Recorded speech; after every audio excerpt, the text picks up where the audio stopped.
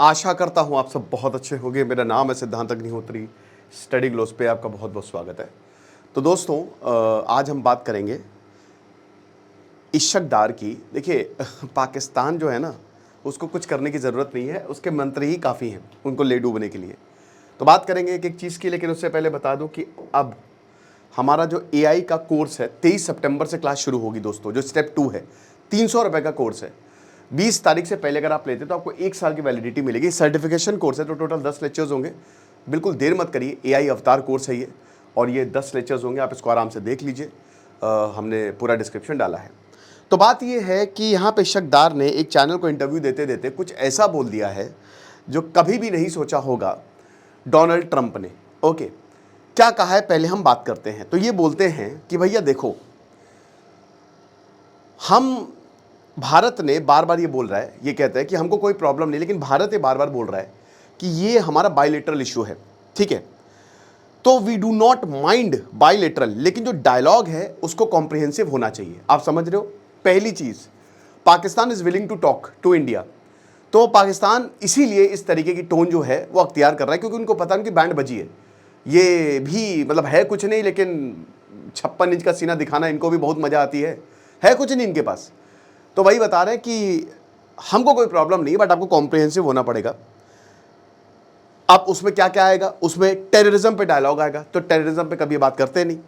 Trade पे dialogue आएगा, जम्मू कश्मीर पे, और जितने भी सब्जेक्ट है जो हम डिस्कस कर रहे थे। लेकिन इंसिडेंटली क्या हुआ कि जब सीज फायर हुआ तो 10 मई को जो मार्को रूबियो हैं, 10 मई को सेक्रेटरी मार्को रूबियो लगभग सुबह 8:17 या फिर ऐसे ही 8:30 बजे के करीब सुबह में मुझे ये बताया गया कि मैं और भारत, मतलब तुम और भारत बैठोगे और दोनों बातचीत करोगे। तो किसने बताया? अमेरिका ने बताया।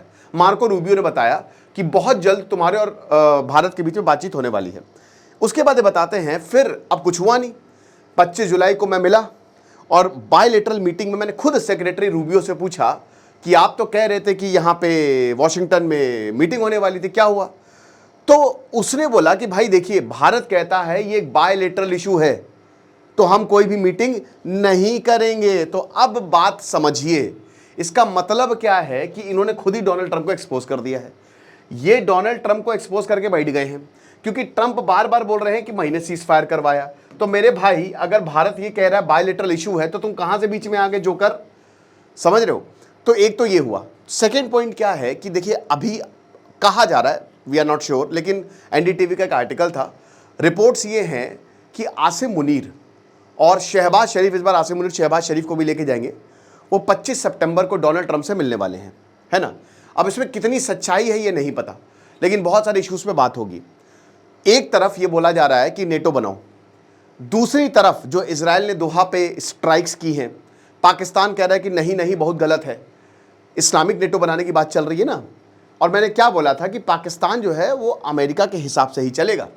और आप ये अगर जाते हैं, वैसे तो बहुत मुश्किल लग रहा है, लेकिन अगर जाते हैं तो पाकिस्तान ने सीधा सीधा बोल दिया होगा, अमेरिका ने सीधा सीधा पाकिस्तान को बोल दिया होगा कि बेटा जो हम करेंगे वही करना है, जो हम बोलेंगे वही करना है तुमको। तो कोई बड़ी बात नहीं है कि हो सकता है पाकिस्तान इजराइल बिल्कुल बैकआउट कर ले कि भैया ये आपका मैटर है, हमारा नहीं है, क्योंकि पैसे अच्छे खासे पाकिस्तान को दिए गए अमेरिका द्वारा। अब इस पे आते हैं। ये जो इन्होंने बात बोली है, इन्होंने डोनाल्ड ट्रंप को पहले बोले कि डोनाल्ड ट्रंप ने जो है peace prize, Nobel peace prize को हम नॉमिनेट करते हैं, और डोनाल्ड ट्रंप को हम थैंक यू बोलना चाहते हैं कि उन्होंने सीज फायर करवाया। ये इनकी स्टेटमेंट थी। तो इन्होंने डोनाल्ड ट्रंप को सीज फायर के लिए, नोबेल पीस प्राइज के लिए नॉमिनेट किया। अब ये अपनी स्टेटमेंट से मुकर गए हैं। सवाल ये है कि ये स्टेटमेंट क्या गलती से निकले हैं? कुछ होता ना कि मेरा मुंह से निकल गई, क्या गलती से हुआ है ये, या फिर ये जानबूझ के बोला गया है? तो मुझे लगता है ये जानबूझ के तो बोला नहीं जाएगा, क्योंकि आप डोनाल्ड ट्रंप से पंगा नहीं लेना चाहते। ये गलती से निकली है, ठीक है। वो होता है ना, फ्लो में निकल जाता है, और इन पाकिस्तानियों के फ्लो में बहुत निकल जाता है। ऐसा इसलिए होता है कि जब आप झूठ का सहारा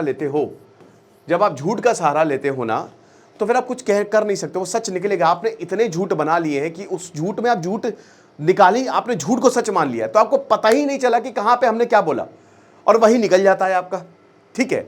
अब जाहिर सी बात है, जब ये स्टेटमेंट आया और यहां पाकिस्तान की लीडरशिप जो है वो अमेरिका जाने वाली है, अब सुतैया होगी शकदार की, पिछवाड़े डंडे पड़ेंगे, आज से मुनी डंडे मारेगा कि तुमने ऐसी, ये क्या क्या भांग पी के आए हो, क्या मतलब कौन से सस्ते नशे कर रहे हो मेरे भाई। तो ये सब होगी।